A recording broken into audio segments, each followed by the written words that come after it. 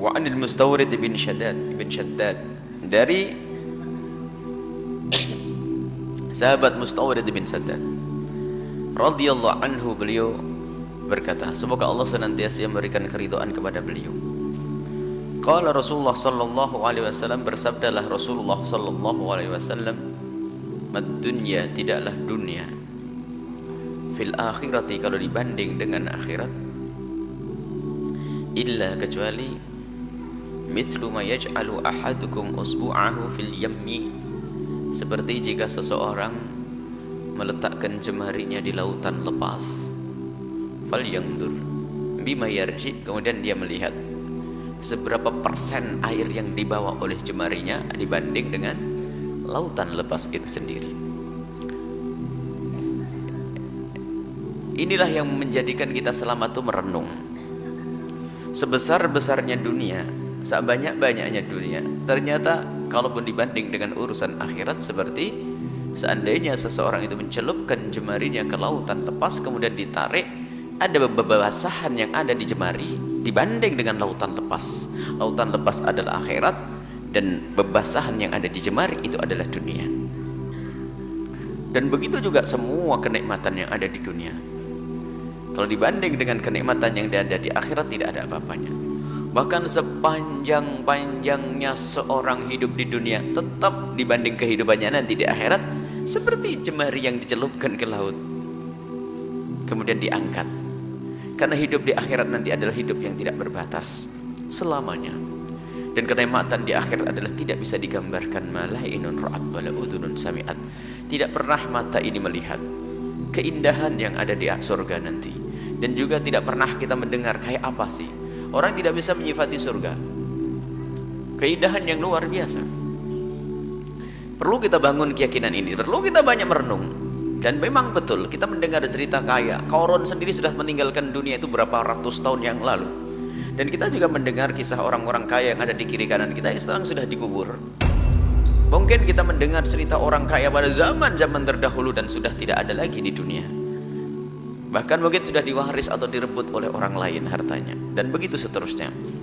Dan kita pun saat ini memang hidup di atas bumi ini. Akan tapi lihat, beberapa ratus tahun yang lalu kita sekedar cerita.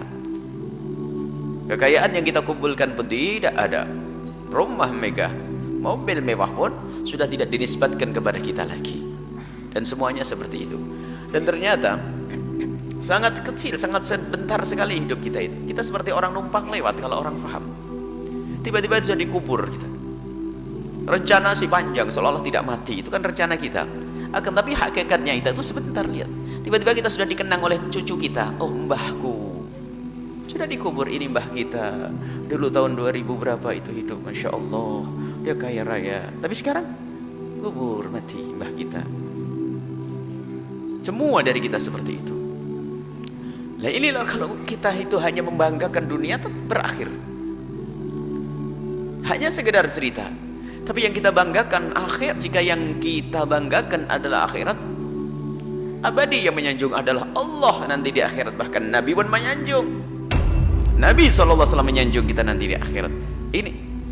Jadi Nabi selalu mengajak merenung. Seenak-enaknya, sampai kemarin dikatakan bahwasanya kalau kita menemukan orang yang paling kaya di dunia, paling nikmat di dunia, paling mendapatkan karunia di dunia, kemudian dicelup di neraka sebentar nyes begitu, apakah masih bisa kebayang enaknya dunia? Sudah nggak ada kebayangnya. Hilang dengan gara-gara siksa yang sebentar tadi. Begitu juga jika ada orang di dunia ini sengsara, sakit, waduh, segala macam penyakit ada di dalamnya. Setiap kali keluar rumah sakit, waduh, aduh, dipotong sininya, diropek situ, dibor sini, wah, sakit terus. Akan tapi waktu nanti di akhirat, lewat surga maklap begitu tak suruh ingat, masih ada tidak rasa sakit yang dahulu? Hilang, hanya gara-gara kena tiupan surga saja sudah hilang. Begitu indahnya nanti di surga. Itulah yang dikatakan malainun ra'at, mata tidak pernah melihat. Baik, ini Nabi itu mengajak berenung. Seperti itulah, dan kita harus tahu berapa tahun kita akan di dunia ini, dengan kekayaan kita pun, dengan kemegahan kita, dengan jabatan kita, itu semua adalah sebentar dan akan berlalu. Termasuk makom makom ilmu yang katanya kiai besar dengan jamaahnya, itu juga sementara, sesaat saja. Kalau tidak tulus ya akan sia-sia, hanya digemari orang di dunia, disenangi orang di dunia, dan di akhirat pun juga tidak ada. Sebab ini bukan tujuan, akan tapi tujuannya adalah setiap orang yang belajar dengan seseorang itu adalah semoga menjadi tabungan nanti di akhirat, kan begitu.